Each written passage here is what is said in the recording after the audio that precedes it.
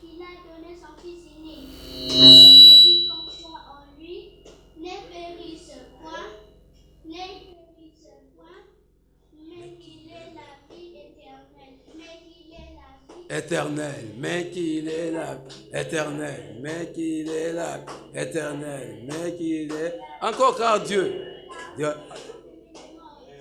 a donné son Fils unique, afin que quiconque croit en lui ne périsse point, ne périsse point, mais qu'il ait la vie éternelle, mais qu'il ait la vie éternelle, mais qu'il ait la vie éternelle. Car Dieu a tant aimé le monde qu'il a donné son Fils unique, afin que quiconque croit en lui ne périsse point, ne périsse point, mais qu'il ait la vie éternelle, mais qu'il ait la vie éternelle, mais qu'il ait la vie éternelle, mais qu'il ait la vie éternelle.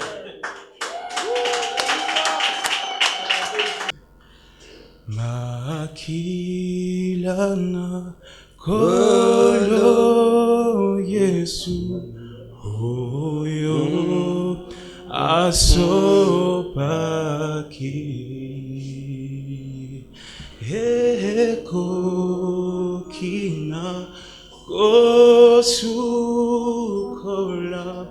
masu munabiso masu munabiso masu munabiso eko kina kosukola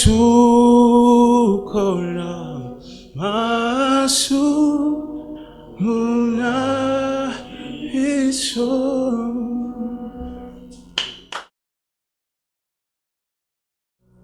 La parole de Dieu nous transforme, nous édifie, nous convainc, nous corrige, nous enseigne, nous instruit dans la justice.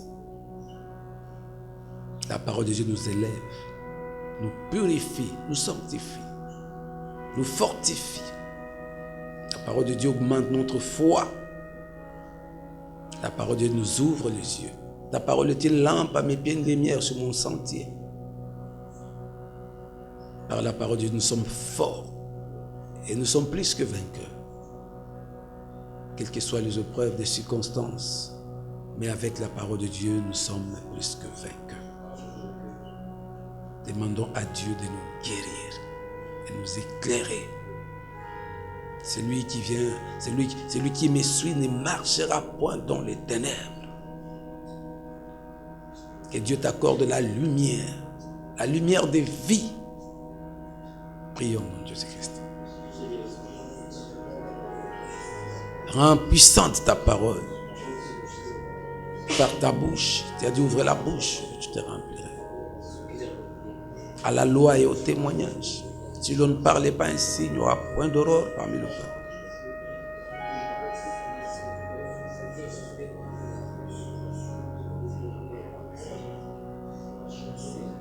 À travers cette parole, que nous soyons transformés. Nous puissions augmenter notre foi. Nous soyons protégés et comblés.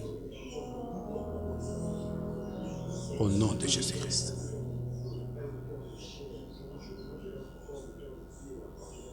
Au nom de Jésus-Christ. Merci Seigneur Jésus-Christ. Amen.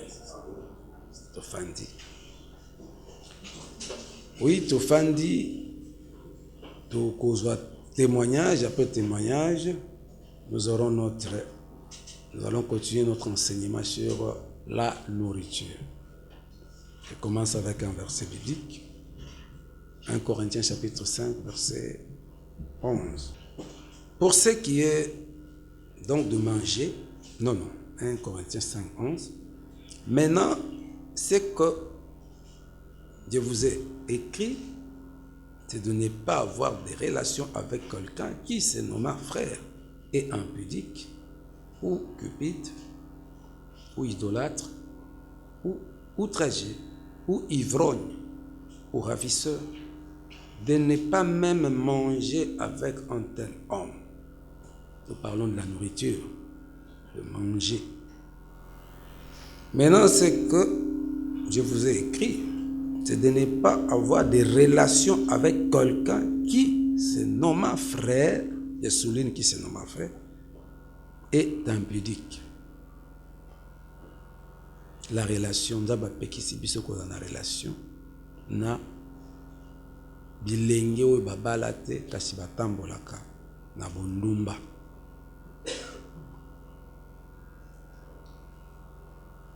Tokosuka wana te, eza même bao babala bazali kotambola na bondumba. Maintenant, ce que je vous ai écrit, c'est de ne pas avoir de relations avec quelqu'un qui se nomme frère. Yo le biosa frère. Si on ne parle pas des païens, on parle de frère.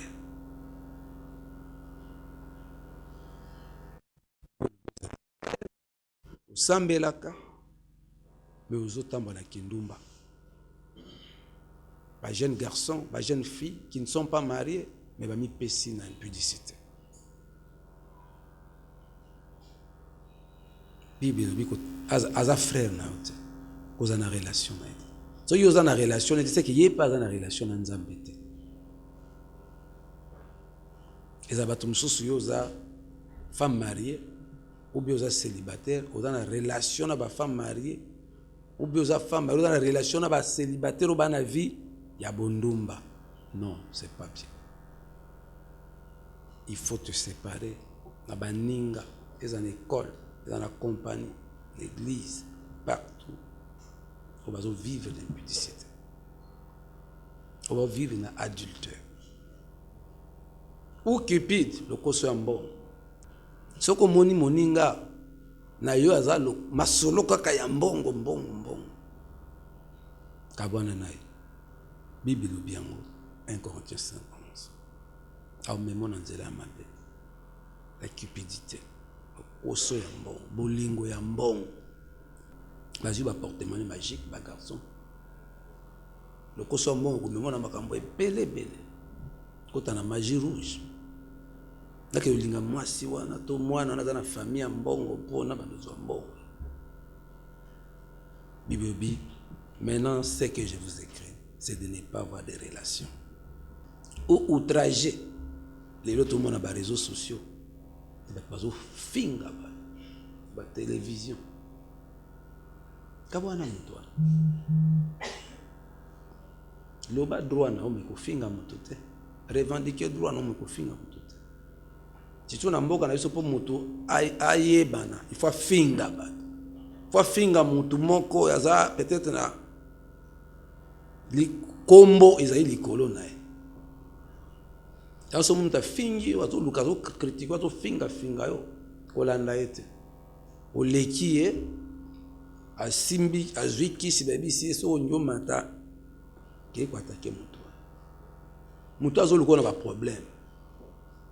Ba lobi a pas outragé, koko ta na ba page ya batute oko mutua na ba vidéo na finga baba. Mingi na mboka so ba kende réputation, ça ngopona ko finga. Dans les réseaux sociaux, on a loba na outrage oiseau ça. On a vu hein. Kota la bateau na te ko na bamutu. A détruire vie. Les mauvaises compagnies corrompent des bonnes mœurs. Oui, bien aimé dans le Seigneur, les autres à témoignage, après témoignage, tu dois approfondir ma terre na biso. Yo nyonso za na témoin sur la nourriture. Et puis ça me le témoigner. Amen.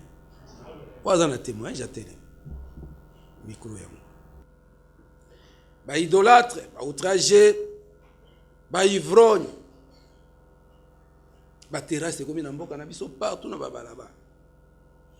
Trouver les jeunes gens autour de ba terrasse. Na masanga. Psaume chapitre 1er.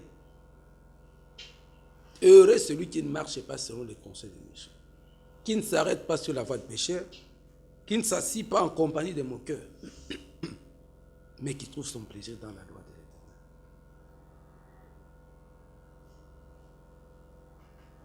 de l'Éternel. De ne pas même manger avec un tel homme. Kofanda te na terrasse na mutoyo. Na fête partout. Kolia na yete.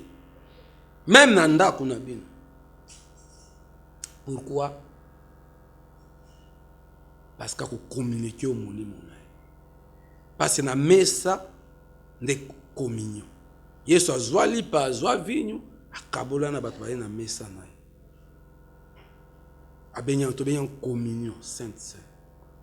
Bakoti na contact, bakoti na même esprit.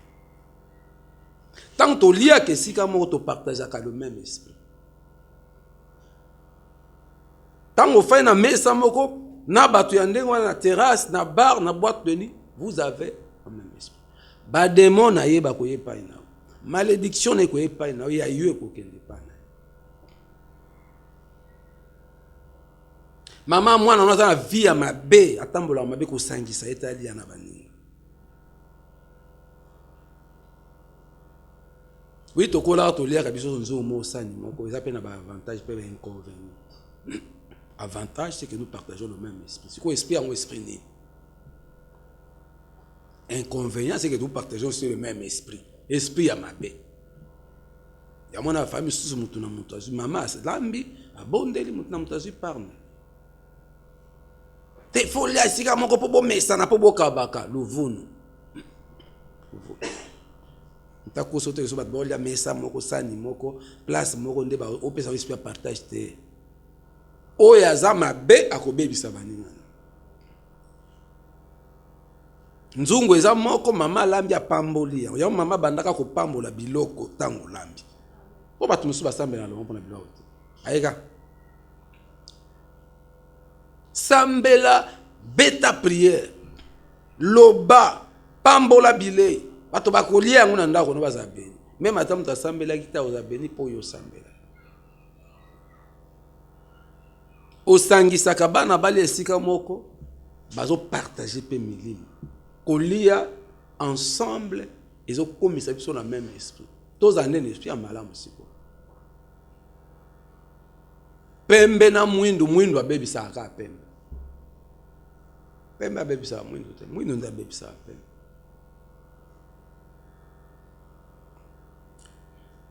Na 1 Corinthiens 6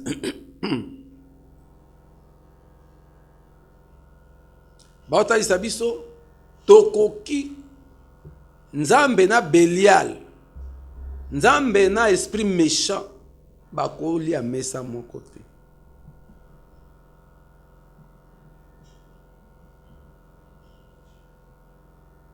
Jésus-Christ c'est Seigneur. Amen. Nzambe na Satan bakoli a mesa mon côté. So yoza mwana nzambe bakoli a mesa mon côté na mwana Satan. Maintenant, ce que je vous ai écrit, c'est de ne pas avoir de relations avec quelqu'un qui se nomme frère. Frère, ma Bible. Et un frère biologique, et un frère spirituel. Ou église. De ne pas avoir de relations avec qui se nomme frère, et impudique, et cupide, et outragé, idolâtre, ivrogne, ravisseur, de ne pas même manger avec un tel homme. Pourquoi la Bible nous avertit? Moto bozoli anaye, bozana même esprit. Voilà les introductions. Na verset 1 Corinthiens 5, 11, les longs na roluba, bingite on a qu'à commenter. La petite opportunité dans mon toit un témoignage sur la nourriture. À propos il y a verset où Yebi à la loi vient édifier le peuple de Dieu. Ce que vous appelez 10, total la kangonga, son récit au kati, loba moukier, loba l'essentiel. Témoignage na yo yo Yebi. Et l'un de ça peuple de Dieu. Tous abisso moko ate, balandara biso pe na internet, bango pe bazwa par na bango. Nous devons partager ce que nous avons. Nos connaissances. propos des souillures contractées par la nourriture, le repas. On lit ensemble les communions. Voilà, na kosi sa malobate. Oui, na moni de quoi telemi. Soyez boza 20, bobongama, mon nom d'azo attendre l'obé essentiel, ça va nous édifier. Jésus-Christ est Seigneur. Amen. Oui, on a peine à témoigner pour confirmer la parole de Dieu, ces versets bibliques que Papa Faïda vient de lire, qui cadre avec notre thème sur la nourriture. 1 Corinthiens 5, 11, oui. 1 Corinthiens 5, 11. Il y a de cela 2 ans, j'ai aussi été victime de la nourriture. Et moi, c'est pas au lieu de service, c'est pas dans des restaurants, c'était dans la propre maison où j'habitais. Alors, je mangeais et à chaque fois que j'ai terminé de manger, j'étais très faible. Et cette faiblesse-là, je ne sais pas comment expliquer ça. Donc, il m'arrivait de dormir 2 jours, de m'enfermer de semaines dans la chambre, tu n'arrives pas à sortir. Tu n'as pas la force de prier, de lire la Bible, même de parler aux gens. Et je suis même arrivé au point, je vais le dire, de devenir fou. Parce que je faisais tout dans ma chambre. Je n'arrivais pas à sortir, je n'arrivais pas à me concentrer. Il y a même ma soeur qui était très loin, qui essayait de me joindre, mais je ne voulais pas avoir de contact avec des gens. Je m'étais vraiment recroquevillé. Je m'étais enfermé sur moi-même. Et je ne savais pas qu'est-ce qui m'arrivait. Moi, je suis quelqu'un qui a... Je suis grand, j'ai étudié, je pouvais quand même comprendre ce qui m'arrivait, mais en ce moment-là, je ne savais pas comment expliquer ça. Et Dieu, dans son amour, il a permis à ce que je puisse... À l'époque, je n'étais pas à la MJS, je dois le dire, je ne venais plus à la MJS. Dieu a permis à ce que je puisse revenir à la MJS dans ma maison. Et le jour où je suis venu, Papa Faïda a prié pour moi. Ce jour-là, je m'étais senti bien. En tout cas, très bien même. Je suis retourné à la maison. J'ai mangé. Oh, c'était encore le triple de ce que je vivais.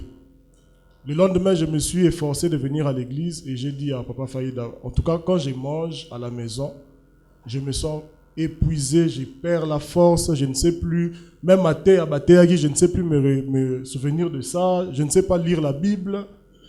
Il m'a donné des instructions qu'il ne fallait plus que je mange à la maison. Il m'a donné d'autres instructions que j'ai respectées à la lettre et ce qui avait fait en sorte que je retrouve ma force, que je retrouve toutes mes capacités. À l'époque, je n'allais même pas au travail. Mes amis me demandaient pourquoi tu ne viens plus au travail. Je ne savais quoi dire parce que j'avais perdu toutes mes facultés.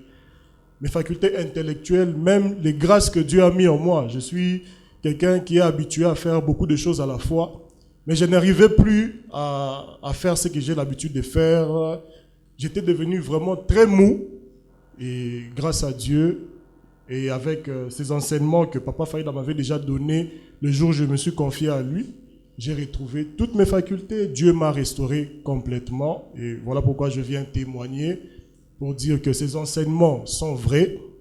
Il faut les mettre en pratique parce que nous qui sommes passés par là, nous avons expérimenté les conséquences. Et je n'aimerais pas que certains d'entre nous disent qu'on n'a pas été avertis, qu'ils tombent dans ces pièges-là. Soyons disciplinés en ce qui concerne la nourriture. Moi, j'ai été victime de ça dans ma maison. Les gens avec qui j'avais très confiance. D'ailleurs, je mangeais, parfois je ne priais pas. Je n'étais pas affermi. Mais aujourd'hui, je sais que même dans ma maison, je dois prier pour ma nourriture. Jésus-Christ est Seigneur. Amen. La plupart des personnes n'ont pas la lucidité. Ils n'arrivent plus à réfléchir et à faire quelque chose de bien. Il ne faut pas jouer avec la nourriture. La nourriture, c'est la vie. La boisson, c'est la vie. Kama il peut tomber la cao. Merci, mon frère. Toye billet. Et abiloka kolia mte komisaka ndenga yawa liboma zomiye bate biloka kolia. de pas mis sa discipline sur le manger, lucidité zonga, azonga ya musala, akomyo ya zai. Yo pe vino zo beba. Dans son lugar bandoki. Yaga lo kosona. Oui. Amen. La ligne peut la témoigner par rapport à biloko ya kolia. Nga eza nga na liate mais bakanga fami mobimba na nzela biloko ya kolia. Papa lutu na biso aya na ndaku. Alambela biso soso nataluba soso o babengaka nzolo ba. Te oza mu Kristo. Ozalaka mu. Soso babenga nzolo bakishi. Na ebite na jina la. Na expliquer ga. Soso ya bonganga ya bikila. Bakishi eza ba démon, ba esprit. Soso ya ba esprit donc oyo ba sacrifia na ba esprit. Papa kuluzu na biso aya na ndaku na bumbashi aya na soso ne ya bomoi bagomai na maboko balamba na zeta pondu balesa ngo kaka bana mibali depuis Tolias balia soso wana famille mobimba na passe tidelo donc ba garçon ba s'en sortate par conséquent biso pe basi parce que baluba bazaka patriarcat mibali ne basimba famille donc balesa bana nyonso ya bana mibali balia soso na bango wana balamba so na bilanga so pendele en tout cas na zela biloko ya ba osama dede il faut faire très attention. Merci soso abakishi. Solo abakishi. Soso ya bilima ya ba cérémonie ancestrale. Ba famille mingi ya baluba esalemaka. Basali yango balambe na famille ba lobby basali ba cérémonie. Eza pamba te. Certes oyibuna bandeko na yeso mibali.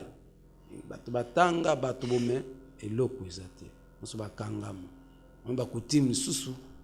Soko zana bonzambe te oyebi yango te obaka eza kutimi na biso te pa na biso ezalaka bo nzolwa bakishi osala on fait nzolwa bakishi o comprendre te nzolwa bakishi ni koloba nini bakishi nde ba démon bilima l'esprit balobi awa nini batangeli biso awa même un frère qui est idolâtre babi maintenant ce que je vous ai écrit c'est de ne pas avoir de relations avec quelqu'un qui se nomme frère et impudique cupide ou idolâtre. Nzolo bakishi idolâtre bakishi nde banana bilima yo fandi bolena ye penzolo bakishi famille kufite. Merci Sœur Faïda, que Dieu te bénisse pour notre témoignage qui toque aux familles Kangolama moto ekota nzolo bakishi wana zeka parce que bana mibali ne basimba ka famille so ba baby héritage ezate na famille bana basi babotaka bana bango bakendeke na famille bato misusu ya ona baluba so botaka basi tu as un problème faut bota mibali nde yonde famille eke liboso chiko bakamati nzola bakishi balesi mibali babomi famille. Voilà. Jésus-Christ est Seigneur. Amen. Ngape na lingi na témoigner par rapport à la nourriture. Depuis la semaine où tobandaki maté ya oyo et fongole linga makambo ebele par rapport ya biloko akolia. En fait, na musala ezalaki air à pause, eza na restaurant moko eza quelque part na otanga kombote parce que yebani. Alors tobandaki okendolia kuna na ba médecin peu balia kakuna. Ezalaki soki na lié biloko na restaurant wana na l'air à pause. Tant na ozonga na musala, na osala te. Na kolala lokola na ndaku soki esengi na ronfler na ko ronfler jusqu'à ce que na kozonga ndaku j'ai l'habitude à 0h juste ezaki vraiment automatiquement fona lamuka na prier mais na bandaki okokasus ko prier te na kolala surtout ki bwena air mwana kendara classe au bosani mona boye 6h50 comme ko bongisa ye deux fois pe mwana zaki okende classe retard parce que pongi tellement e bandaki elekana kinga makasi. Na yo comprendre ko bonde la kaka na vie de prière na ngai na butu na kokasus ko bonde la te et tout. À chaque fois na yaka prière à semaine na kati ya prière pe na bonde la ranga moko kaka nzambe azong sa vie de prière na nga na butu nde na zaki o prier. Na yo vanda jour mo bona obi pourquoi so na lié biloko ya restaurant oyo na lala rapongi na musala et puis tu na ndako. na partager na ba collègue na nga mususu wana pa lobi fufu wana tobenga ngo sommeil soko lia ngo ka folala nga lobi akuna na bando kende te na komi ko kende ti na supermarché moko na côté avant mama Mobutu na somba kuna na ye na ngo soit na tindi mutu etu kuna ndesko soki na sombi apparemment kuna pe mataki susu makasi to ya pongi donc soki na sombi na supermarché wana na lie na musala pongi kutu ona bandola la wana mususu mutako tele mazo beta mesa bona oyo kete ba ola muso olali on dirait na ndaku boena boy ba mosoko lamuki batu bayaki oluko chef abande obengo balobi olali zela avokende okota kuna alobi pona ni ozolala la boy no ngamo na milamuki na siko iza problème nini soki na lie nazolala pourquoi et soki na lie na musala na ndaku ateza biloko na lingaka na lia kalisus te fona lala soki na lali ba ndoto na nga ezala kaka ke nazolia ozolia na batu biloko ozolia kaka biloko liaki pendant la journée na musala biloko ya restaurant wana biloko ya supermarché na yeko bondela nzambe asunga ngai natika molimo wa kolia na musala. En tout cas c'était pas facile. J'avais compris que ezala ki esprit moko boye koteli à partir ya biloko na bande ko kendolia na restaurant pour anéantir vie de prière na ngai. Alors prière même koya na semaine ezaki bitumba. Okoya ozongi no pe 16h, tu peux t'apprêter au bonga miti ba 17h30 oye, mais nga fona ya kaka 19h30. 30 minutes à prière etikali nde nazo koma. Mais nanda kunazo salelo côté. Na vandika kozo l'exaton na masolo oyo ya prière, nga mona tali fatigue na zala nango pona koya église nazo kokate ezala nini na eko bondela. En tout cas parmi prière en fait il y a un mois il y a décembre et c'est là qui peut parmi ba sujet de prière nanga nazaki obondela nzamba sungangai na lamuka na vie de prière nazalaki nango parce que lorsque nazaki obondela na butu na la kate et comment que lokola cure nanga mo chaque 0 heure je dois prier même pendant 2 heures ou 3 heures et nanzela ba prière wana nzamba saila kinga mambo belé nanzela ba prière wana lorsque na komi na bolembu ya kobondela na butu et au courant de la semaine koya église ezaki kaka na ya kareta na kutana ki pe na ba difficulté na makamu mususu na bondeli nzamba salanga grâce que nazongela vie de prière nanga et puis natika molimo ya kokendo kolia na ba supermarché na komaki même na vandi na ndaku na kolia samedi so na salité na kotinda nani motar na ngai kendo osombela nga biloko na supermarché oyelanga et na kolia biloko balambi na ndaku te voire même banganda otinda muta kendo osomba ngulu na ngande basalaka kilo ya poulet mayo ngulu asombeli yo na chikwang nde okopase nango journée ezala dimanche omona na kolia tenga na kolia biloko na nga ekouta obakolambela ngai et nzamba salinga grâce na telemeli molimo ya koboya mambo akolia wana na en fait na ba restaurant na ba supermarché parce que nazaki koyoka kilo pona lamuka et tout bon nantela ba prière et puis révélation ya thème oyo ya makambo akolia et nzamba sungi ngai na liaka lisusu na musala te même batu nyonso bakomisa nga Vanessa ta changer olingi so mambo otiki bilia lia na bite na liaka suste na bikomaka na déjeuner na nga na mwana na avant akende classe na tongo et na ke musala na zongi pe na pokwa na lie na lali donc nzamba salinga ngolu. C'est pour dire que biloko akolia eza pe na bato ba procéder kango pona ko anéantir vie de prière ou eza na kati ya mutu surtout so amoni ke na nzela prière nde nzamba zo salela ye na nzela prière nde azolonga ba démon ya famille milimo ya famille ba kendo kota na biloko parce que bango nyonso bazaka batu moko na ba o ya famille ba kenda kokutana na ba réunion na bango. Alors c'est que moi j'avais compris parce que na meraki ko tala na lobibi tumbo nga na zo bunda ya famille. Alors balingi ba néantir ya vie de prière nanga à travers biloko akolia et non ya ndaku me ba supermarché parce que ba yebi na lingaka biloko ba supermarché et pendant tout ce temps na mambu ya nani comment ya thème oyo ebimi ya kobondela biloko ya kolia. Dieu m'a fait grâce. Nazongeli vie de prière na ngai, na komisko ko multiplier yango olendenge ezalaki avant. Et le Seigneur m'a fait grâce. Je bénis le Seigneur. Alléluia, alléluia, alléluia.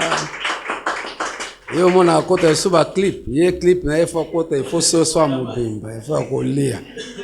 Oui, bien aimé kolia. Kolia is la vie. Manger c'est la vie. Boire c'est la vie. So mutanga baby sa vie na baby sa vie na kolia na. Wana cha una mtuno. C'est pour ça sonyo kene musika na vie. Batu mi ba na vie à prière te. Batu mi ba yoga kanzambe te. Bato sakate. Bazo avancer te. Porte mon nez les acolia. Porte mon nez les acolia. Il faut y bacolia. Ici qu'à colia. Il faut dans la discipline ma casse à colia. J'aimerais aussi témoigner sur l'effet de la nourriture. Je me rappelle, il y a 4 ans de cela, on avait un chapitre de la nourriture en technologie, en 2e secondaire.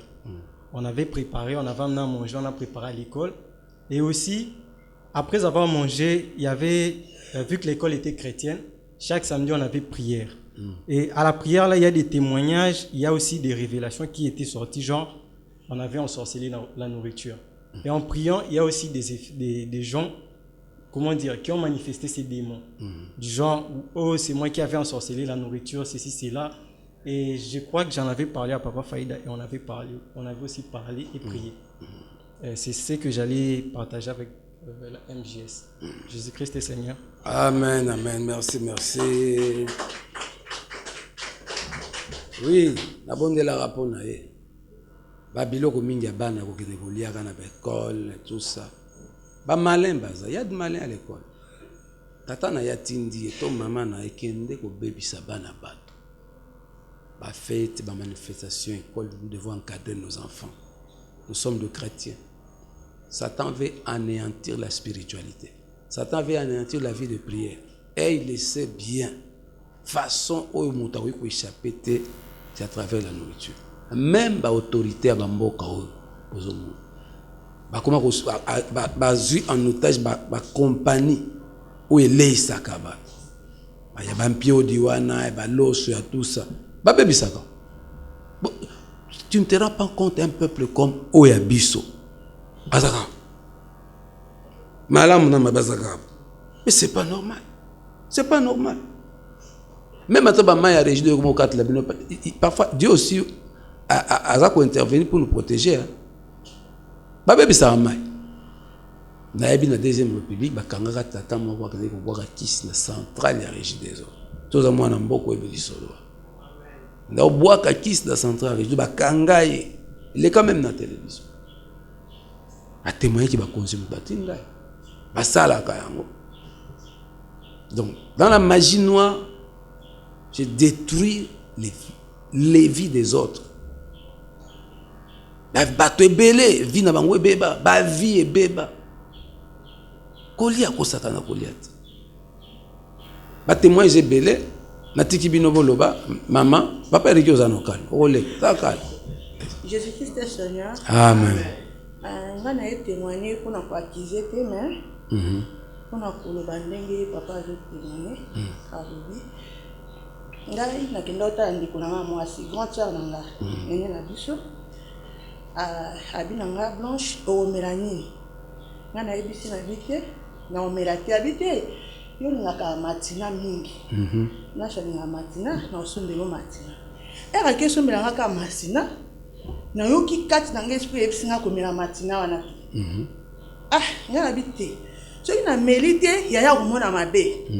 Alors le bas oh Blanche aboyi ko longa na bité na mena na kombo na Yesu era ina matina na fimbi matina na bi na osambela na kombo na Yesu na mena matina na mena matina papa na sala presque 5 mois na kosola ka kosu moko voire même papa vraiment memanga ti na radio batala si na za tuberculose na komaki na kondaki na baby makamna nga kosu moko impossible matina wana na ebité ça qui nga nini na koma ils vont mal à l'aise voir même si na ke musala si na bandi ko kosola fona longa ya milia bato pona ko kosola pina fo ba simanga tina ba panzi boy na kiti na sie ba kanginga pinda ya tuberculose vraiment mais na koti ba radio batake na tuberculose te problème nini ka sozo kosola mukomsusu na eko sambe na lali grand frère na moko ayaki na ndako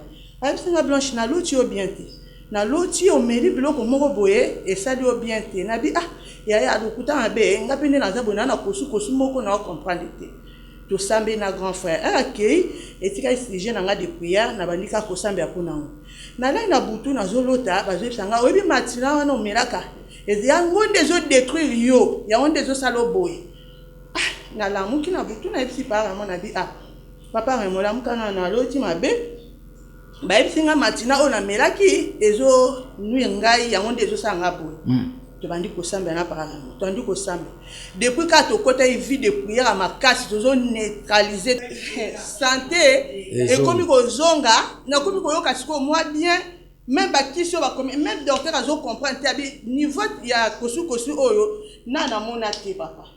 En tout cas, et chakanga mal à l'aise moko na ekum sanzambe po wane zaiki kolia te mezai komela na melaki et nuit ngai na meli mate po ko dape na préférence de ba lutter à biso ezama be parce que ya yeba ki nga na mela matina ayebi ke blanche po na matina mo aite ndaki ko soma matina a neutraliser ngo kuna baby sango ya pesinga matina obe.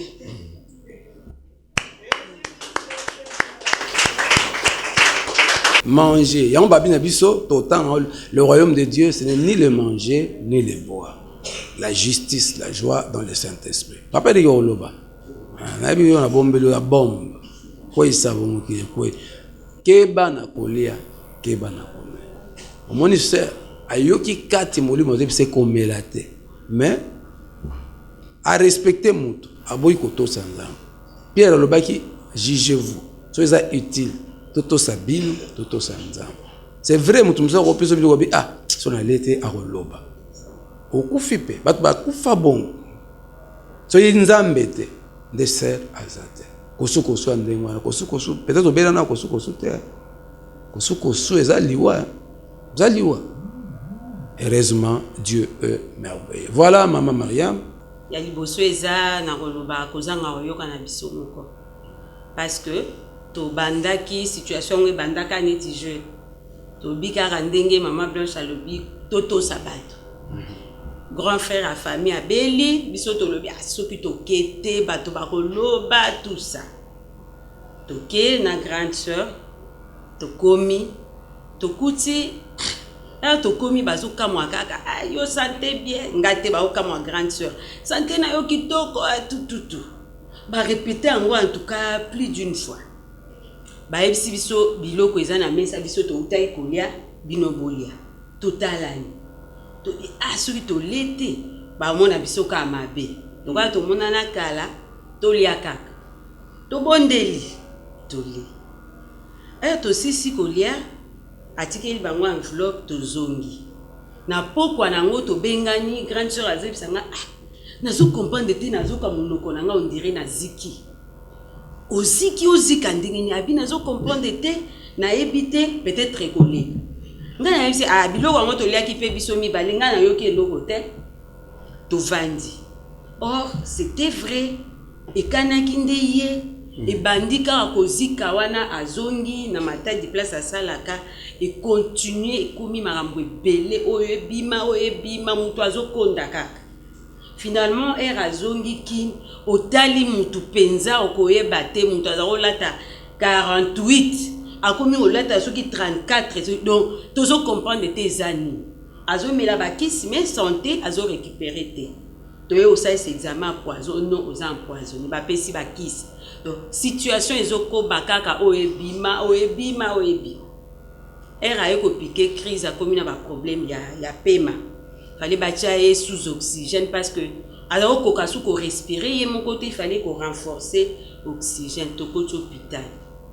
Dans l'hôpital curieusement kolonda ko komi sous guerre bat bazo soit na pona biloko akolia. Kolonda ko lingi mutu mususu amema biloko te biloko euta na mwana musala na inanda.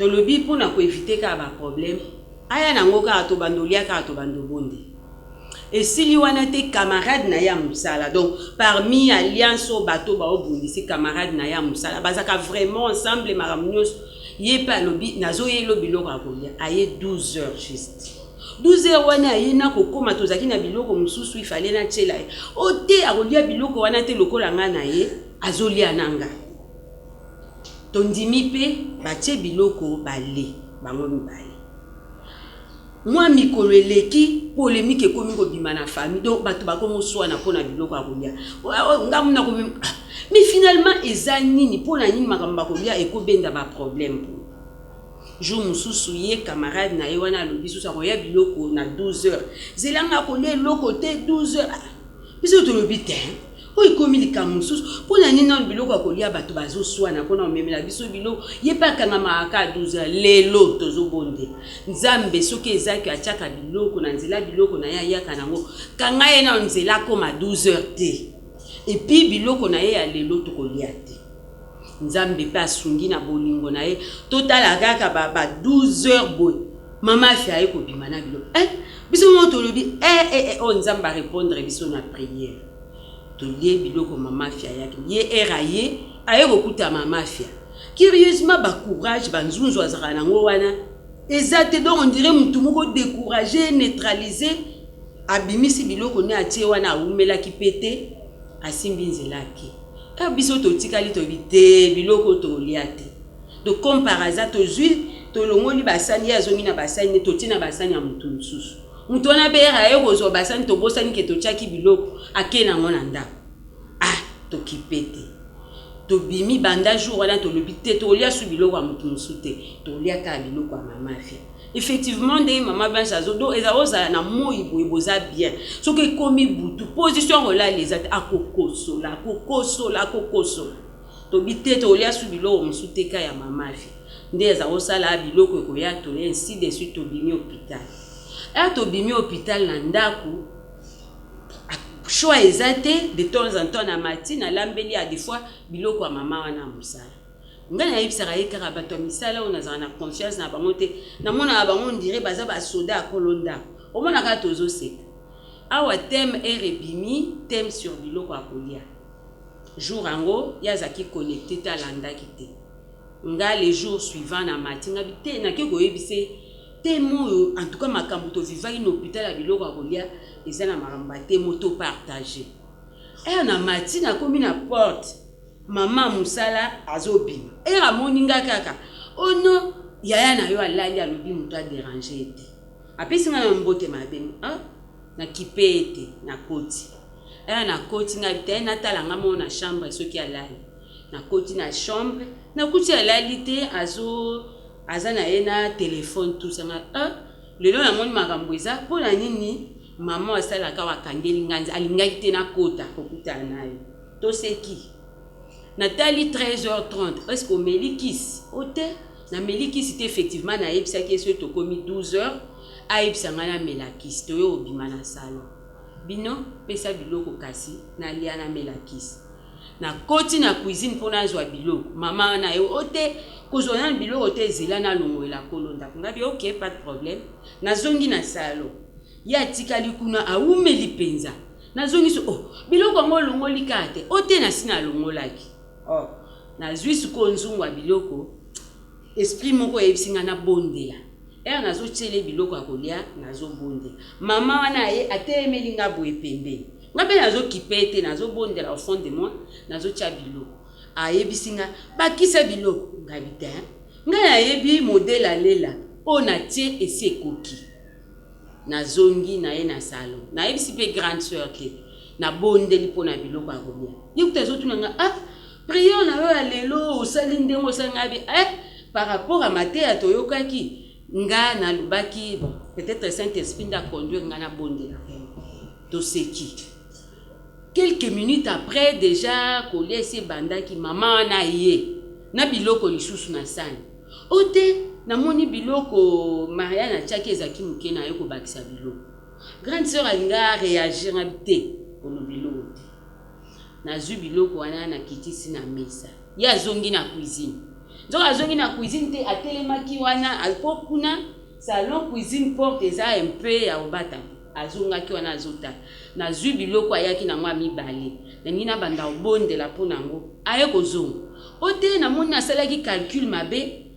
namoni kuna biloko etikali moke pesa kaka nazonga nango natali ekali naseki grande sœur alinga réagir susu na yebisi ekolobelo te tozwi biloko wana tozongiseli azongi nango na cuisine nde toye ko comprendre no biloko mosusu grande sœur moko bozosola boye donc moko okende nzoto eza makasi moko oke akomi affaibli moko boye donc biloko akolia oyo bazopesaka ye Jésus-Christ est Seigneur. Alléluia, Jésus-Christ est Seigneur. L'homme ne vivra pas seulement de pain, mais aussi de toute parole qui sort de la bouche de l'Éternel. Matthieu 4. Donc la force spirituelle, nous aurons l'église. Moi, je te fais dire pour toi, force spirituelle. Force physique, nous aurons dans la cuisine, dans la colia. Alors, il faut veiller dans ma thé aux oyoka. Mais il faut veiller na biloko ya musuni ozolia. Biloko mibalo yo so njoza puissant. Ozala ordonné, okende liboso. Ozana vie ya prière ya malonga. Ba projet no banzela no efungwa, mais il faut veiller na biloko. Église na cuisine. Totangi yango bien. Vous comprenez yango dans Corinthiens lobi. Maintenant, ce que je vous ai écrit, c'est de ne pas avoir des relations avec quelqu'un qui, se nomme frère, est impudique, cupide, idolâtre, outragé, ivrogne, ravisseur. T'as la paix via mouton. De ne pas même manger avec un tel. T'as la paix via mouton, ozo bring out. T'as la capo ande konangai, un ami, ceci, cela. T'as la vie nae. Bonzambe nini azanamo. A communiquer au nini.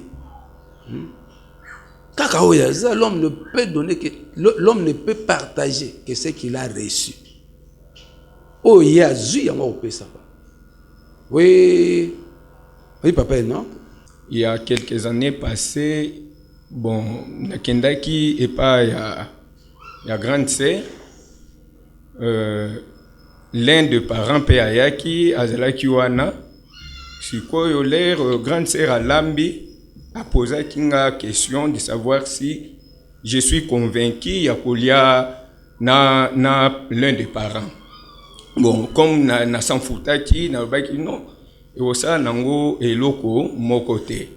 Bon, l'air ngana keso kola maboko na koutai déjà l'un des parents a bandi déjà kolia.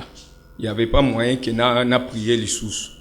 A bandi déjà azolia, a bandi déjà kolia. Bon, ngape na ye na bosani nanga na koti pe na ben ya kolia ale comme peza ki makayabu ndenge papa alobi makambo ba préférence wana na koti pe na balindi kolia Thomas ça n'a pas du tout tardé que na bandaki grande sœur yebi na bandaki ko souffrir na kati donc moyena pe mezate moyena seka ezate moyena loba ezate parce que kati ezaki vraiment que soit une fois na butu na lamusa ki maman Karine na bina moni neti nzambe azwanga kaka parce que pas si on azoyoka na yoka ngote asi olikaya bo ememeli maladie ezate pi nazonga ki n'expliquer ki en grande sœur na bino tala ndenge tolie na l'un des parents tala makambo ndenge komi bon je me suis quand même sacrifié malgré tout pas si wana na jena ki na côté prière à 3 jours à sec l'un a prié ndenge maman Blanche alobi na l'autre pe ba bisinga ke non empoisonna kio donc na nini atela kio poison ndenge po o priya kité donc justement pour na ko appuyer l'herbe tout nyo que vous a convaincu yo au s'en foutre na nini wana lobi non et ko sala le côté pe oye tu n'as pas prié au se plonger encore directement pe makayabu no osambe makayabu pe donc et na koma ki souple so ina keye l'un des parents zawana et là écoute atanga moko na bosani mais au moins na grande sœur lobité yo kolia à part yepé alia à part. Oui, bien aimé dans le Seigneur, nzamba pambola bana kikwiti nyonso balinga makayabu fort côté kokufela likayabu te Oui, tu continues. 1 Corinthiens 5, 11. Maintenant, ce que je vous ai écrit, c'est de ne pas avoir de relation avec quelqu'un qui se nomme frère, est impudique, ou cupide, idolâtre, outragé, ou ivrogne, ou ravisseur, de ne pas même manger avec un tel homme. Oui, tu soukisi, nandeko comme ça, na soukisa, na exhortation, conclusion. Dans Rosala Mukuse, il y a beaucoup à témoigner vraiment sur ce domaine. Il y a un thème, il y a la nourriture, mais dans Rosala juste Mukuse, plus et Rosala Lilène d'ici pour l'assemblée, pour les jeunes notamment, beaucoup plus, et aussi pour les parents, pour na tengi tout ko comprendre tout ko yoka ko zwa mayele ya ko instruire pe bana. Awa tumoni na passage papa pesi à 1 Corinthiens 5 11 bataille ici so comment est-ce que kolia kututena mutoyo aza komi benga ma frère mais aza impudique, aza idolâtre, aza ivrogne, aza na makambo ebele ya mabe. Pourquoi? Parce que bilei misusu oyo toza kolia na bato pembeni toyebi te tozolia nini.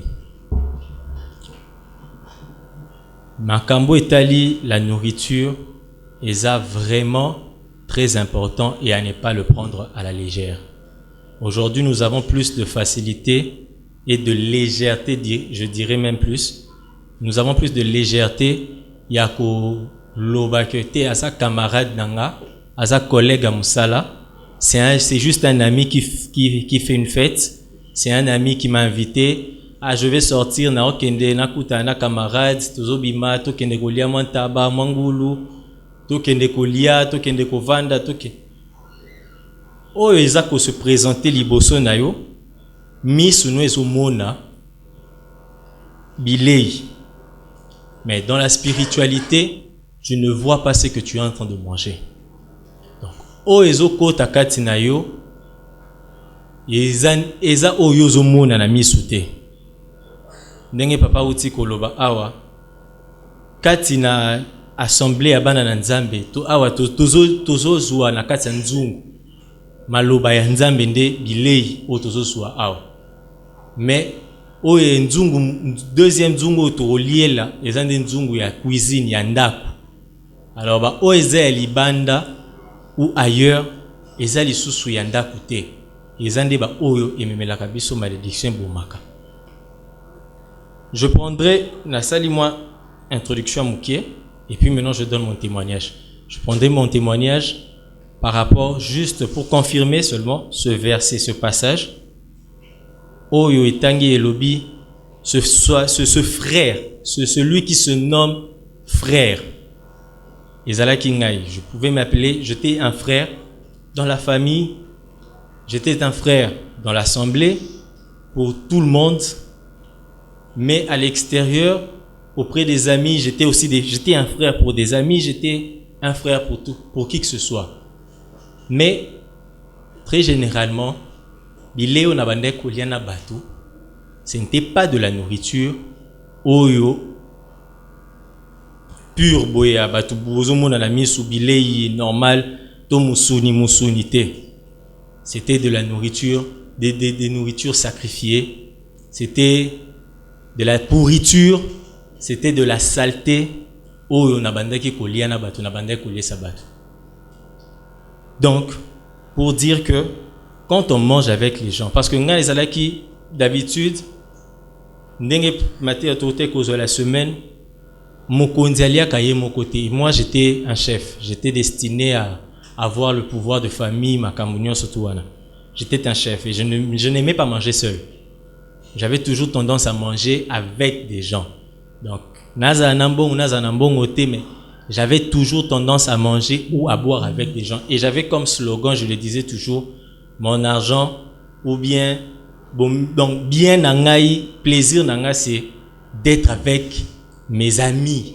Donc mes sujets, batunangai, kolia na bango, kosepela na bango, c'était ça mon plaisir.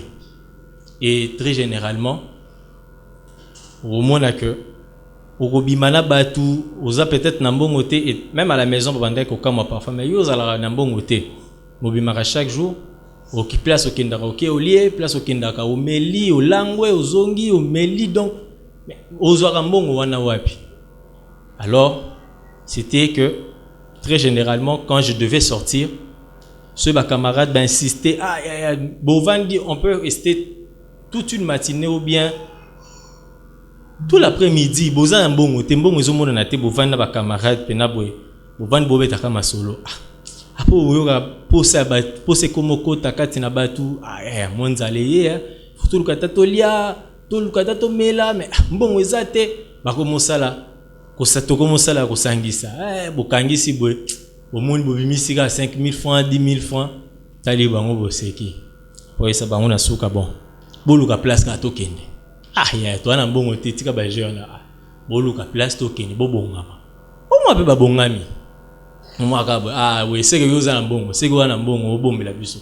Babongami, mais en réalité, j'ai rien. Tant bon, babongama, moi je fais mes incantations. Bengami limo, na bengi bademo, na bengi gauche à droite. Bah, y a déjà ba précédent.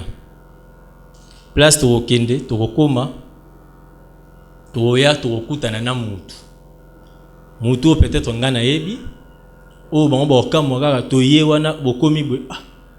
Na kumuni mama mutu mwamba moninga olibendeni bien mbote boye ngabe na vande déjà boye ka to sangalaka ouais ezate boya bovandi bosangani et c'est cette personne qui va commencer à payer mais mutu wana uti deuxième monde mutu wana za démon akozala wana abandi ko somba masanga abandi ko somba sombi kolia bosali singulu bozomona bino bosali singulu mais ngulu bino bozomona bosali singulu. Déjà, cette personne n'est pas une personne normale. Aza esprit oyo nga na bengisi aye. Donc, nyonso aye na yango na esika wana. Ezala masanga. Ezala ya kolia. Eza obino bozo monate. Eza o ezala qui déjà préparé. Donc, moi, j'avais l'habitude déjà de manger avec des esprits. Donc, du coup, ndenge papa sotali sabiso que kolia à l'ensemble, c'est se communiquer. C'est communier. Yesu tant liaki elongo na baye kolina apesa ki bango oyaye la vie. Alors tant to liaka pe na batu elongo nous communions ensemble, nous nous donnons ndenge papa pesa ki na introduction awa tozo sala ba échange de vie. Esprit o ezakati na yo nde ozo pesa baninga. Si tu as l'esprit de Christ et que ce qui est plus supérieur ou que dominer au baza faible, tout baza un esprit contraire de Christ et tu vas leur donner la vie. Mais ceux qui ont un esprit mabé, ozo kanga baninga, ozo pesa bango esprit mabé. Et c'est ce que moi je faisais. Oliana batu, ozo pesa, bilei wana eza bilei te obino bozo mona, masanga bozo meleza masanga obino bozo mona te. Et c'était à tout moment comme ça. Borosili sawana. Oh, tout se déplacer. Tout se déplacer, bien. Voilà, on a ça va, tout se déplacer. Tout tamboli, beaucoup tambola gauche à droite. Mais toi, qui ne peut pas, toi, ils sont un bon côté moutukutu. Azaleka, sunga biso, yesa lubi, ça qui est déjà. Brovanda wana, bon, ça va. Toi qui va, oh, alléluia, ça me dit tout le gâteau, qui ne boite, tonin, bon, ça va. Tokende. C'est que vous avez un bon bombe la biso. Tango bang to lugaka moi espace ya mukira kaya distraction je fais appel boîte esika to kende muta rozala kuna zali to kende demo rozala déjà bien préparé pour koma il va être là il va assurer en tout akomeli sabino akosala nyonso. Donc ce témoignage est là pour confirmer d'abord ce passage pour comprendre que kolia na mutoyo azana vie ya mabe te. Kwa kami bengami frère. Ata ayaka umona ka na église. Ata asambelaka. Ata azandeko na yo de sang. Ata za camarade, collègue wapi. Mais tant qu'il a une vie de débauche ne batali sibiso il est impudique, idolâtre, ivrogne. Il a toute cette vie oyo, et ça contraire à la vie de Christ. Parce que tu ne sais pas en lui quel est l'esprit qui l'anime. La Bible nous dit, en réalité, dans l'homme, c'est l'esprit. Donc, quel est l'esprit qui l'anime au habité? Qu'est-ce qu'il fait dans ce moment-là pour appeler Sayo, pour allier Sayo, pour vivre tous à l'élo, nous les jeunes, tout mis dans le lobby, cette légèreté, cette bassesse qu'on a, ah, camarade à Bengisio, ah, yaka, ozawa piyaka tobima, les gars, bon, ça va nazoya. En tout cas, c'est moi, les alliés d'ici, à couper ça na bilenge, les jeunes arrêtant cette vie-là d'avoir toujours soif d'être avec des amis, de se dire que c'est un ami, c'est mon ami. Oyebi intérieur n'a été, Oyebi vie n'a été. Moi, il y a plusieurs qui m'ont appelé des amis, mais Baeba vie n'a été. Moi, il y a plusieurs qui m'ont appelé des frères, Baeba vie n'a été. Même dans ma famille, il y a même mes parents qui m'ont appelé enfant, Baeba vie n'a été. C'est pour nous dire que les lotozoa, les lendisi, à comprendre que bilé ignon sur les habilés à Koliate, bisika ignon sur les bisika Koliate, ba camarade d'autozalakana bango, baza ba camarade te. Collègue à Moussala, souka na limite ya collègue à Moussala. Au-delà, à Bengisio, manifestation ezali, tolia, tosalabwe. En tout cas, je vous prie de prendre cela au sérieux, maté ya kolia oyo, puis à comprendre que oyo zolia naye, ozomo naye dans la vie, dans misu ya bomoto. Dans la spiritualité, tu ne sais pas qui il est. Nous ne prenons pas le temps, très généralement, de prier pour les collègues qu'on a dans le travail. Nous ne prenons pas très généralement le temps de prier pour les amis, bateau tomi bingama, bazaba camarades nayo, pour nzamba dévoiler qui ils sont. Mais tout ça là, quand on a facilité wana roloba, c'est mon ami, c'est un collègue, c'est quelqu'un que je connais, c'est un frère. En tout cas, prenons le temps même d'abord de prier pour connaître notre entourage, qui sont notre entourage, qui nous entoure.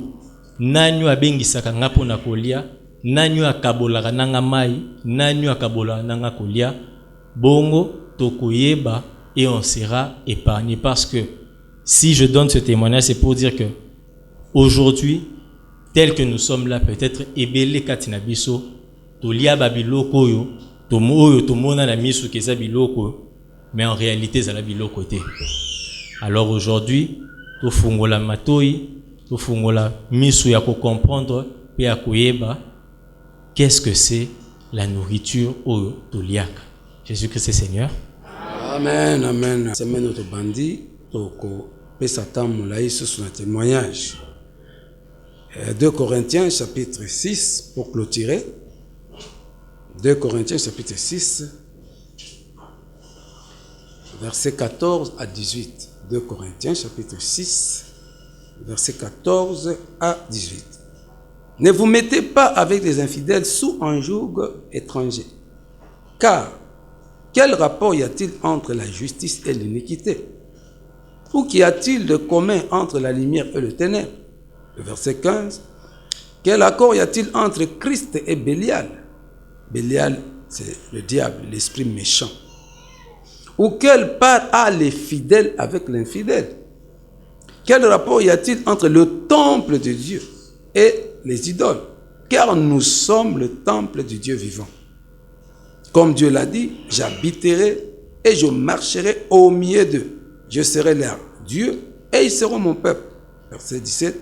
C'est pourquoi sortez du milieu d'eux et séparez-vous, dit le Seigneur. Ne touchez pas à ce qui est impur et je vous accueillerai. Le dernier verset, le verset 18. Je serai pour vous un père et vous serez pour moi des fils et des filles, dit le Seigneur Tout-Puissant. Je serai pour vous un père et vous serez pour moi des fils et des filles. Pour nous, à la bana et la sainte paternité, nous devons apprendre à nous séparer. Na bato mabe. Table ya Nzambe na table ya Belial eza mokote. Tu qui témoigne à tout le monde. Tu conclusion à frère Nabiso Olivier. Lui qui les faisait. Bilo gonzo batbalia. Maltina de quoi mila kiza maltina te. Likayabo de quoi lia kiza likayabo te. Via battu baby. Ba couple baby à cause de la nourriture impie. Na bête d'arno du soleil à papa moko. Azaki polygame. Bala azaka na mama atikaka mama na mbujima ye aye a kusa musala akutena mwasi mususwa balingani compagnie bino atika mwasi na kasai babengisa mwasi na bana baya il est marié babengisi mwasi na bana baya tango baye famille baye bakite ki azaka déjà na doubler un jour papa kenda kotala mwasi na ye wana tango akomi kuna kangeli kolia makaya o papa no kalinga makaya abise memela mama pe bana balia papa sepeli mema sashia makaya na ndako bakomi na ndako bana bamoni eno kamoni makabo ye na butu aye na retraite kati na jeune wa tumba mama lamba makaya bana balia makaya tongo etani mama bela liboma un mois ya liboma un mois ici la nouvelle lune moi na liboso a remplacé maman en relais. Un mois ici dans la nouvelle lune, moi na mi balé a remplacé 10 mois chaque mois, chaque nouvelle lune. Quelques-uns ba ebi famille wana bazali a. Nde mokolope ezaki tour ya moko bandai kolanda biso comme ça, yepi comme tour na yazo a part na ya liboma. Akimi na prière to bonde la pole na ba mama bazali abande ko bazali awa abika des révélations likaya boya kobi tango abiki tozongi na ndako to une intercession na mvoma papa na ye faimba tuni bosali nini po mwana abika na beteli papa na ye solo épisode ya likaya oyebaka oui effectivement papa yebaki ndesika libome banda papa ozwi biloko pa mwasi mususu pour nommer na ndako ba papa bazana basi mbale misa maman tout ce que ton mari amène faut sambela po nango papa yo poza a biloko ozi on ndako balobi awani na 1 Corinthiens 5:1 impudique totambola na ete moi shi wana za impudique bo fe na kindumba. Comment tu loko na sika kindumba mais on a famille na yo. Est-ce que tu aimes ta famille? Tu aimes ta famille? Ba papa musubazi moi si wana ama kangu na yateka bilamba. Auta Dubai, Chine. Ngwanzu soki wa aina bilamba. Moi si no makangu. Adefisa. Ozu bilamba wana. Ozwa pona mwasi mama ya bana na ndako. Tala non pasteur. Il va dire amedi donc, c'est amedi donc. Moi si wana zambanda ya mwasi ya ndako ateka kabiloko soit mafuta soki nini bagamba lotion na obnegezala okoza na droit to biloko ya impudique ya adultère ya mwasi wana biloko o memela mama ndako tutu ta femme et même les enfants papo ya boma famille pour makayabu kena koza pa mwasi na ya mibale mwasi ya ndumba bobi famille yango basala ka mwa oyo abeli boma mwa oyo abeli kaka bon likayabu eza jeté ande ko boti ko témoigner wala na likayabu te bo likayabu comme ça mto liboma et bloc à deuxième mois eza na bateau na magie actimbi kasa ba kasa makembo kasa nzete alobi ekobi likayabu apesi bana bale to na ba témoigner be l'église ba famille ba sala ka yango ba ndako no papa kende ki wenzete mama kende ki wenzete ba liaka makasa azui likasa a transformer en likayabu nini bale na ndako to na ba témoigner bino bo témoigner ka nyoso tulia keza bilo côté. Voilà pourquoi la prière la plus difficile, la prière à bilo akolia. Nous devons apprendre à prier pour la nourriture. Nazo lingato bisa ba témoin to lo bo comprendre et puis to kota na série ako étudier comment prier pour le repas. Comment? Il y a des versets bibliques. oyo eza approprié pour la nourriture oyo oyebi te yo oyebaka ya mbongo yo oyebaka ya libala. Il est écrit que il ne sait pas donc ce que Dieu a uni. Bon yo libala na bino nzambe mutasangisa bino bobalana na balabala bobalana na boîte de nuit nzambe mutasangisa bino bobalana na église wana bando okotisa nzambe na makambo ya yo te oyebi mpe baverser mabe à moi l'or à moi l'argent bon nzambe mbongo eza ya yo abi ya ye donc yo kozanga mbongo eza ya yo te eza ya nzambe. Est-ce que oyebi baverser bapriere ya kolia vi na yo ebebaka na mbongo te vi no ebeba na kolia na et puis mutu mabe oyo azopesa biloko ntango yo olengo oyo nolandango na wese nde bampesi wana omona bastiko omona molimo ya foli molimo okomisa mutu zoba oyo ememaka bato batonda na bastade batonda na bisika ya mabe. Attention avec la nourriture. Tu dois apprendre à prier. Tu dois te concentrer. Même si on a d'ailleurs tu reçois discipline à coller. Coller à kate ce qui nous a l'équité. Parce que la kate nous a l'équité bongolia. Mange. Cause la nzala te pour chose de l'inzala ventre affamé na point d'oreille. Ba quoi ça? Au savant liboso mukile zo aloba ventre affamé na point d'oreille. Inde savant liboso ka jo sala iPhone. Ni so ba aloba na bino ba pesi polo bini. Mutu ake kosala enrôlement député asali ata eloko moko te mboka ekufi ake kosala enrôlement lisusu mpo barevote ye boke otiki ebele bozoyembele na bapolo bwana nzala bwana eloko moko te banzela ekufi tu ake kosala enrôlement tala fula bato simana landa bato na bazolanda ye o bazoyembele baketike na enrôlement ils n'ont pas mangé balaki banso basisi bazana 5000 francs 2000 francs. Ba ok na restaurant de maka mama fani na bande ko musu balobia. How somba binot. Binonde ba âme na yebo voter na âme et conscience te. Binonde ba sacrifice na yepo aleka. Ko le biloko ba bangote. Mto sa campagne na ye po voter apesi bino bozwa te. O to ko zwa to ko lia eza ba mbongo na biso ba iba. Mbongo na yo iba ki yango siko zwa lia. Zala pe makasi. Bambongo bazo na wese. Bambongo bazo na ba cimetière. Po ela mbongo normal te. Mbongo na normal akopesa bino te. Nganga ebisi ezwa mbongo ya mulili pesa bango ba polo tout ça. Sombela bango masanga deke tokile ki ayisibiso. Abebisi mituna ba sacrifice. Amsu ba kufa te ba ko mabise. Donc ba frère ba témoigner ndeni likola bilo akolia maele bunga ka bango. Komela mama barba était mama blanche te mandeni komela et gaye boma mingi akolobezali. To continuer la semaine. Nous parlerons de la nourriture, de la boisson. Nous parlerons. Yesu abongola mai vino na noce ya Kana. Bato ba bino wow! Masanga kitoko bwezaki wa. C'était la vie. C'était la parole de Dieu. C'était le Saint-Esprit. Pesi bato ese. Yo masanga no mela wana na ba boire na ba bar ba boîte na ba fête na bino. Ya onde Yesu abongola. O Yesu kutabongola kama masanga vi ndeo yo zome. Hein? Le koso kuboma yo.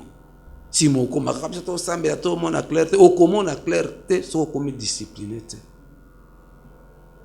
Pourtant ba pambolia ozoi na ndako ozoi na potopoto za lokwa ngulo ba sukoli balatisi biloko ya cher okozonga na potopoto. On te bénit à l'église, discipline-toi pour garder cette bénédiction. Maloba toloba ka l'église a bénédiction pour na bino. Andra ocholoba ngo. Bombango. Mets en pratique. Okomona banzeno okeli boso kufungwa. Voilà bien aimé tosuki awa. De continuer la semaine et surtout le dimanche, de clôturer Gagana, ou apprendre comment prier et couper sa discipline à kolia. Ni ne sengelo lia, ni sengelo liate. Wapi sengelo lia, wapi sengelo liate. Nasina bandi lelo kolia kate suki nzali lekio. Liaka po nzala, oyoka nzala te. Kozela te oyoka nzala bongo lia. Lia po yo kanzala te. Kozela to ka posa ya mai po mela. Po kosambela te. Mela mai po yo ka posa ya mai te. Ou manger, comment manger, quand manger, avec qui manger, mieux se faut toyeko. Oli ya nini. Na ba mena yo il faut o lukaka. Et puis maman lobi maman ba préférence. Quoi ça préférence te? Muto yeba biloko linga te. Manger tout ce qui se vend au marché sans poser des questions par motif de conscience. Notez les biscuits tout ça.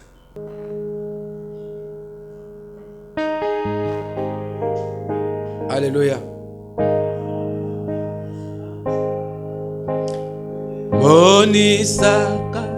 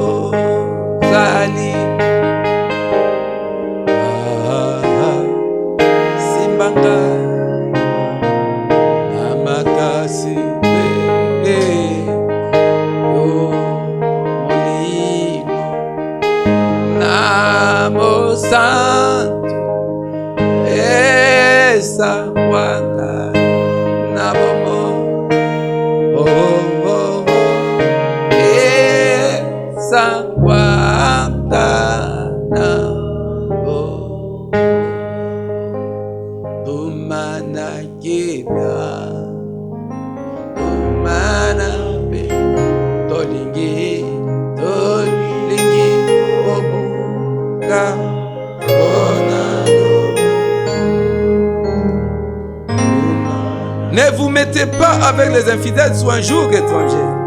Car quel rapport y a-t-il entre la justice et l'iniquité? Ou qu'y a-t-il de commun entre la lumière et les ténèbres? Quel accord y a-t-il entre Christ et Bélial? Ou quelle part a les fidèles avec l'infidèle? Quel rapport y a-t-il entre le temple de Dieu et les idoles? Car nous sommes le temple de Dieu vivant. Comme Dieu l'a dit, j'habiterai et je marcherai au milieu d'eux. Je serai leur Dieu et ils seront mon peuple.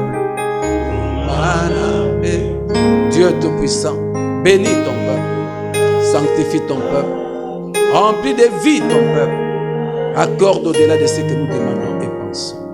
Guéris-nous, délivre-nous, sanctifie-nous. Et de tous ceux qui ont témoigné, et bénis ton ensemble, bénis cet enseignement. Bénis ce témoignage. Bénis la semaine que nous commençons avec toi. Père très saint, fais prospérer MJS. Fais prospérer notre nation. Fais prospérer l'Église universelle. Père, que nous puissions mettre en pratique ta parole. Rends-nous disciplinés. Éclaire-nous. Remplis-nous de vie de grâce. Fais prospérer la MJS. Spirituellement, physique, matériellement, financièrement, moralement. Que ta paix soit sur ton peuple.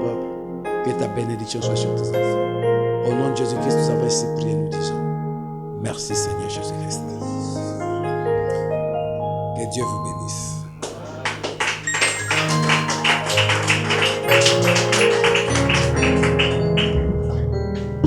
Esa moninga mbote.